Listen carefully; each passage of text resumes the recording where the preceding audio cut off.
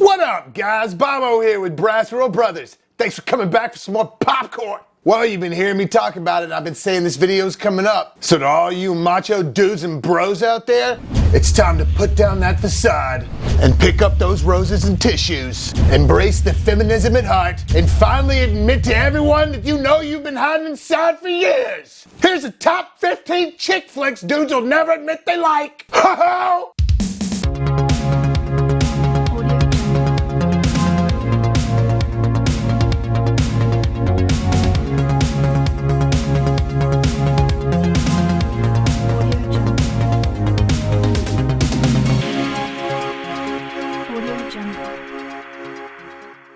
Well, I hope everybody's been enjoying this slow start to spring. And with that beautiful time of year setting in, I thought it'd be fun to kind of do a video like this. For my entire life, I've been that guy that is not afraid to enjoy chick flicks. I'm not afraid to cry in movies. In fact, still to this day, I cry in movies all the time. Yeah, I said it. I truly have no shame in it because I love all styles of film. I love horror, I love comedy, I love action, and yeah, an occasional chick flick. Sometimes I'm actually in the mood to watch specifically that. Because to me, if a movie's well done, it's well done. It doesn't matter the genre. A story is a great story that if it can reel me in, that's all that matters to me. Yeah, I have specific interests that I really love, like horror and comic book films and sci-fi and, you know, the 90s and 80s action, all that stuff. But I also love really well thought out dramas. I love really well thought out chick flicks. So with that being said, I say we talk about that guilty pleasure that most dudes out there can't admit they like.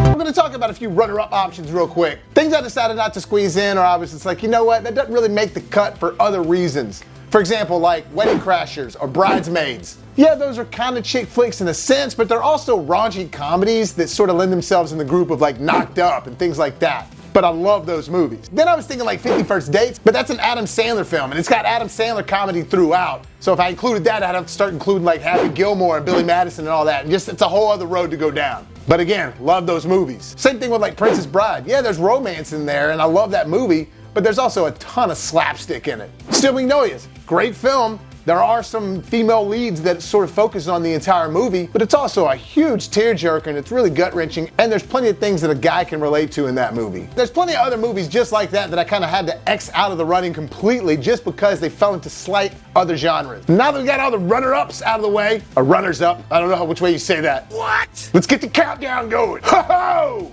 Alright, first off, the 2002 tearjerker, A Walk to Remember with Mandy Moore, Shane West, directed by Adam Shankman. Alright, so I watched this movie with my ex-wife a long time ago thinking I was like, oh great, I have to watch this teeny bopper whatever movie. And I tell you what, by the end of it, I was just like, But it is a great story about a young girl, Mandy Moore, who's got cancer, she's living with it, and then there's this hot, popular jock dude at school that everybody likes that, you know, everybody's making fun of her all the time, because kids can be cruel. They make fun of sick people, believe it or not. Kids are the worst. But she's all alienated at school, and you got this Shane West character that's slowly but surely being turned around by her. At first, he's kind of shunning her, but the next thing you know, he's falling in love with her, and it sort of changes his whole personality in life. This movie sort of displays that guy that we all want to be, especially when you're in high school. You always wanted to be that good dude and stand up for people. Even if you didn't sometimes, you knew it was the right thing to do. And it's just a good example of showing you that if you let people in your life, no matter how alienated they may seem, or whatever problem they have that might seem too big for you to be a part of, if you let people in your life, it could change you for the better and change everything. But of course, this one's definitely a super tearjerker, so I'm not gonna tell you what happened, but get the tissues ready. Number 14, The Holiday, starring Cameron Diaz, Kate Winslet, Jack Black, and Jude Law. This one was sort of an awkward matchup, especially with Jack Black being in this rom-com. But the whole premise is based off of Kate Winslet's character and Cameron Diaz's character. Both of them are looking for some sort of crazy getaway, and they get on this sort of house swapper thing online to where they can literally swap everything. Houses, cars, everything. Not forever, just for a vacation. Well, all these different things ensue, and Jack Black comes in there, and he's sort of seeing Kate Winslet at the time. He plays Cameron Diaz's brother, and then Cameron Diaz gets all mixed up with Jude Law overseas somewhere else. So Kate Winslet is British, Cameron Diaz is like California, and they swap that whole thing. It's really endearing, and it's a lot of fun. It's romantic, but it's not too gushy, you know what I'm saying? It's got like some fun stuff for guys in it to watch, and Jude Law and Jack Black are both cool in it. People forget that Jack Black's actually a really good actor outside of just being a comedian. So bros, if you hadn't seen that one already, I think it's a great film that kind of flew under the radar a little bit, and it definitely was something I expect to walk out of it liking it as much as I did. All right, knocking them off. Number 13, Love Actually. Now this one is got an ensemble cast, and it's an ensemble style film, but it's got so many people in it I can't even start listing them off. But that's one of the cool things about this movie. There's not really any main characters in it. It's just sort of a lot of scenarios that are being depicted around the holiday times. It is a kind of a Christmas movie, but it kind of does a little bit of that thing that the movie Crash does, where everything slightly kind of folds into each other a little bit, or they all kind of connect in some form or fashion. Super lighthearted film, really sweet, really enjoyable. It's a great holiday film that everybody can watch together. It's just not sort of one of those cheesy ones that you get tired of every year. And the comedy in it is hilarious. I mean, it's got some comedy in there it's just borderlines the adult comedy, but it's not over the top that a kid can't watch it. And what I really like about this movie, it's one of those ones that you walk away feeling like you might be a little bit of a better person afterwards. But I give this one 2 thumbs up for sure. The reason it's not really any higher on the list is simply because it's actually just not a character-driven movie. It's more of a scenario-driven movie that just has a bunch of famous people in it. Doesn't make it a bad movie. That's the style of movie it is. That's just why it's not higher on the list. Moving on to number 12, the 1995 pop culture phenomenon, Clueless. Starring Alicia Silverstone, the late great Brittany Murphy, Donald Faison, Breckenmeyer, and the one and only Paul Rudd. Yeah, this movie, along with Halloween 6, were the 2 movies that Paul Rudd cut his teeth on. And today, he still looks the exact same way as he did then. But like it or not, in 1995, guy or girl, when this movie came out, everybody saw it. Even if you didn't want to watch it as a dude on your own, you watched it at a girl's house, because if you had a girlfriend, or you went over to any girl's house that were like you had a sister or anything like that, this movie was playing in her room or in the living room. Girls were watching this movie left and right. And honestly, it's a lot of fun to watch. It's a total sign of the 90s. 90s pop culture phrases all over it. The fashion is just 90s all over the place. The style of filming was just extra 90s, everything about it. But it's good. It really holds up. It's hugely nostalgic when you watch it again. And probably its greatest accomplishment was putting that California pop culture phrase as if a nationally renowned phrase that everybody started saying. As if. But Clueless definitely is a classic, especially because of how much it represented the 90s and that whole Valley Girl thing. Like I said, still just as good to watch today. Number 11, Thelma and Louise. Starring Gina Davis, Susan Sarandon, Michael Madsen, Harvey Keitel, and introducing the super hot Brad Pitt. Yeah, I said it. This one was really cool because it was sort of this feminism-based storyline mixed with a little bit of romance. It was action-adventure, but it was definitely a female-driven movie that all dudes truly were into. Like, I remember seeing the preview for this and being like, oh man, this movie about these 2 girls driving off into the sunset or whatever. And I remember after it came out, every dude that saw it was like, man, that movie was badass. Partly because it was directed by Ridley Scott. He's one of those guys that just pretty much, if he's gonna make a movie, it's gonna be good. Yes, some of his movies are better than others, but for the most part, all of his movies are quality films. I have a really vivid memory of this movie when it came out because of that whole driving off the cliff thing at the end. I never saw movies up until that point that had that type of an ending. And my mom and aunts and everybody else and all the girls that I knew were talking about that Brad Pitt scene where he's in the hotel room. But upon rewatching, still holds up. It's a solid film, very interesting, and it's got a great story. Ooh, so now we're getting to the nitty-gritty. Can't talk about chick flicks without talking about Tom Hanks and Meg Ryan, which is why at number 10 we got Sleepless in Seattle. Now I'm sure a lot of you are just saying, why number 10 so low? It just is for me. It's just lower than the ones you're gonna see coming up. But that doesn't mean I don't like it. I love this movie, especially that ending where they're meeting on top of the building. Even as a kid, I liked that. I remember getting choked up at that part and being so happy that they were finally together. But the dynamic between him and Meg Ryan, it's undeniable immediately when they're on screen together. It just works, you believe it. And his little kid is so freaking cute the whole time, especially that part when he talks about, did she scratch up your back? He's talking about the women. Oh yeah, they always scratch up the dude's back. When I was a little kid, I saw that, I was like, wonder what that's all about. And then along came late night HBO Cinemax sessions.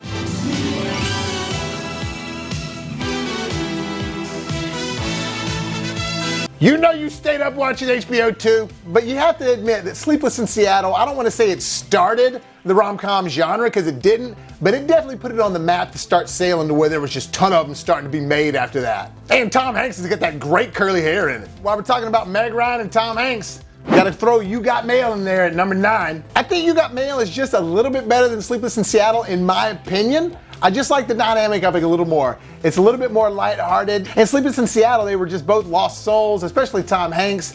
This one, it's not like that. This one is just sort of like they got good lives, everything's going on, but then they just realize they sort of like each other and they need each other And it all happens because of this whole You Got Mail thing. And this was definitely during the time where the whole America Online and You Got Mail sensation was just blowing up. Everybody was jumping on the fact that we can communicate through email. What? But I do just think that the premise and the pace of the movie altogether is just a little better than Sleepless in Seattle. That's why it's at number 9. And it's directed by the same girl who did Sleepless in Seattle, Nora Ephron. I know this is crazy to say about a rom-com or a chick flick, but it's really well shot.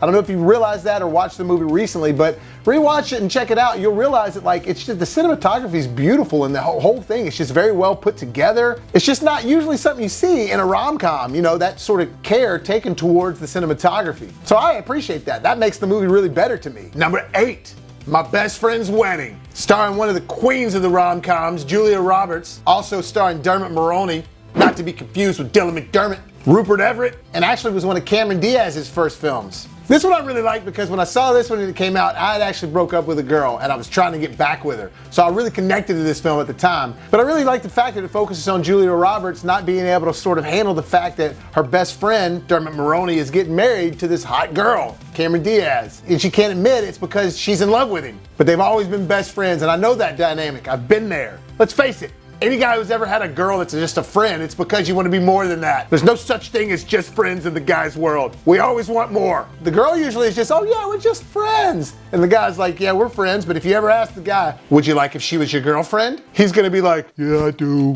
I know, I've been there. But that's what's kind of fun about this movie is that it's reversed. It's the girl that can't admit that, but she keeps sticking around. And that's another thing that works for this movie too, is that it's a real scenario. It's something that really happens. It's not just this cheesy, hunky-dory, everything's gonna be just all right. I mean, it is a happy ending, but it does go a different way than you would normally expect. But yeah, My Best Friend's Wedding, number 8. All right, now we got the king of rom-coms sweeping in here at a cool number 7 with Ghost, starring Patrick Swayze and Demi Moore. Also with Whoopi Goldberg and Tony Goldwyn. So this movie was really good, and definitely guys like this one too because it tinkered along the lines of romance and action. And it wasn't any cheeseball stuff either as far as gushy romance. It was all really serious. It's based on Patrick Swayze and Demi Moore being in this awesome relationship. They love each other. It's, just showing their life. It's great. And all of a sudden he gets killed right in front of her. And then the whole movie after that is about Patrick Swayze sort of trying to come back and get in contact with her as a ghost. And there's that whole pottery scene that everybody knows about. And they parodied it in Naked Gun, which is really funny because the director of this movie is Jerry Zucker,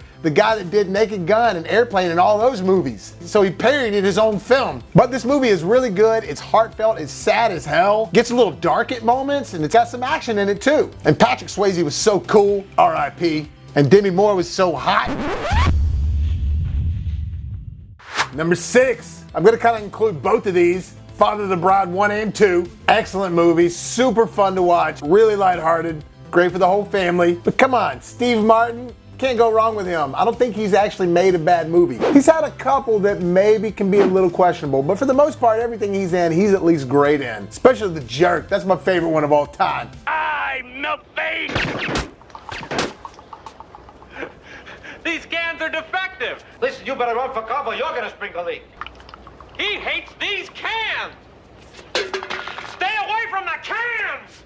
But this one's starring Steve Martin, Diane Keaton, Martin Short as Frank, which is hilarious, and the beautiful Kimberly Williams. I had the biggest crush on her, still do. But it's a great story about just the pain that comes along with being a father and watching your daughter finally have to leave the nest and being taken by another man, her husband. Any guy can relate with that as far as losing his daughter to finally her husband. And you know what I mean by losing the daughter. I don't mean he's losing her, it's just she's finally leaving the house and now she's getting married. Like I said, I'm not even a father, but I can just know the stress that comes along with having a daughter when she's dating guys, all that stuff. Not that there's no trust really involved, it's just that that's your little girl. But the movie does a great job at blending those heartfelt moments like that are just a part of life with the comedy that Martin Short brings along with his character Frank. And like I said, Steve Martin's hilarious in everything he's in. Even if he's not playing the lead comedic role, he's still funny. So Father of the Bride 1 and 2, yeah, they're more than rom-coms and chick flicks, but at their core, they're rom-coms. Next up, number 5, 16 Candles by the late great John Hughes. So this was another one of those that was just like Clueless. During the time that it came out, it was a perfect depiction of high school at that time.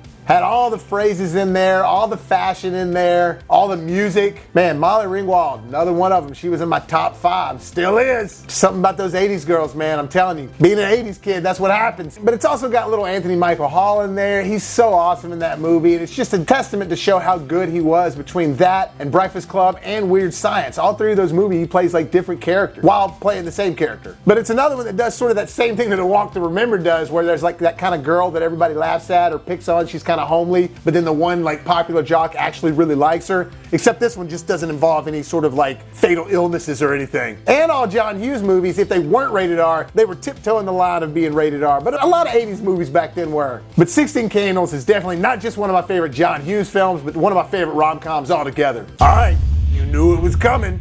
Number 4. The Notebook. That's right, don't deny that you didn't get just super choked up in this movie and that you weren't just fully into it, because I was. The girl I was dating at the time just begged me to watch this with her. Man, I tell you what, by the end of it, starring the dreamy Ryan Gosling and the hot Rachel McAdams. But as far as all the Nicholas Sparks novels that have been turned into films, this is hands down the best one and the one that actually I can take seriously. Because look, if you're a dude that's ever been through any sort of heartbreak whatsoever, how can you not relate with Ryan Gosling's character, like, fully? I feel so bad for him, especially when he starts just drinking all the time and everything and just in the rain and just like, ah. And then at the part at the end when you find out what's really going on with the whole flashback and the older people, good God, it's a tearjerker and a half. I mean, I was almost a little depressed after I watched that movie, but it's damn good. And again, I'm telling you dudes, you know you like it. All right, here we go, the big 3 coming in strong.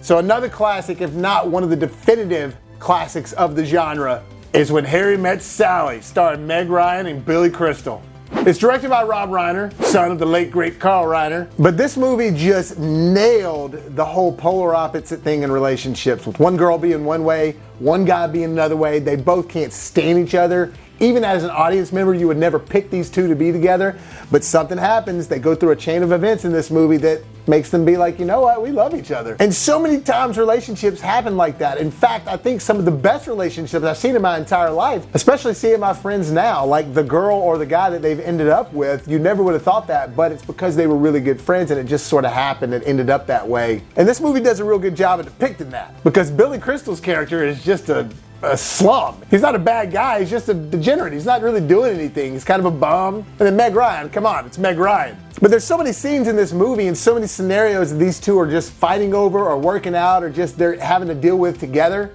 It's such a good representation of the way relationships are either formed or the way they exist. And Billy Crystal is hilarious, partly because the dialogue him and Meg Ryan have to deal with is awesome, but you know them as actors together, they just had a spark that really worked on screen. 2 moments that really stand out in that movie. One is when Billy Crystal spits the grape seeds on the window when they're driving.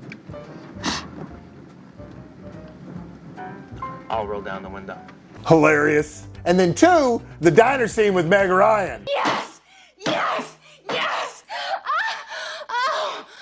Oh, yes! Man, as a kid watching that, not only did it make me really uncomfortable in front of my mom, but also I was just like, ooh, Meg Ryan. But it's not only just funny and has moments just like that that really are memorable, it really is a great story, and there's some moments that get a little dramatic, it gets a little deep. All in all, it's a great movie. And definitely in my top 3. Well, we're at the last 2, or the first 2, and I'm sure you probably at this point have figured out what they're gonna be. Maybe not. But in 1990, we got another pop culture rom-com phenomenon with Pretty Woman, starring Richard Gere and Julia Roberts. Directed by Gary Marshall, who went on to do more movies with her like Runaway Bride and a bunch of other rom-coms. But this is the one of his that really stands out for me that I love. I saw this movie right when it came out. My mom wanted to see it like crazy. And that's what was so funny. As a kid, I got to watch all these different R-rated movies. When my daddy let me watch horror movies left and right, my mom let me watch martial arts movies and stuff that were R-rated because I was in martial arts, and so she was like, oh, it's karate movies, he can watch them. And then she also let me watch all these movies like Pretty Woman that were rated R. So there was really no filter on what I could watch growing up for the most part. Hey, but I turned out great, look at me. But Pretty Woman, you know the story.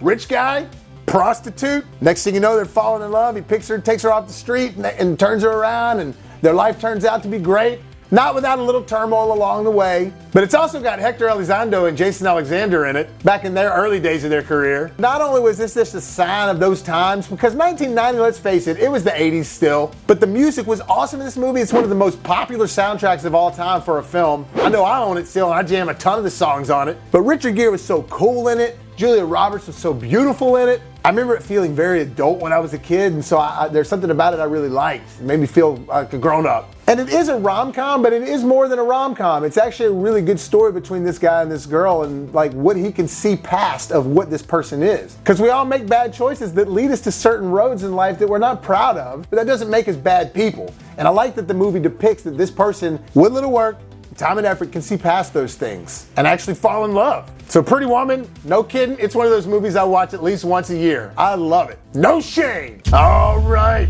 time has come. Pretty sure you figured this out by now, but if you haven't, here it goes. The #1 chick flick of all time. Dudes will never admit they like it.